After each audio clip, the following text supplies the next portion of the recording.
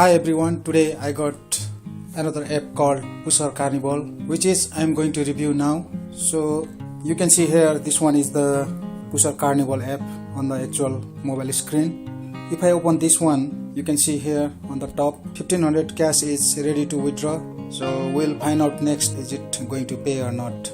Without delay, let's click in the cash. You can see here lots of options: PayPal, Amazon, Walmart, and so on, up to 50,000 PayPal cash. It's saying that it will give us payout, but we'll find out soon. Let's click in the cash out, which is, you can see here 1500 cash out ready. I'm going to click on the cash out now. I'll put my PayPal email address, OK, and click to redeem now. Click OK.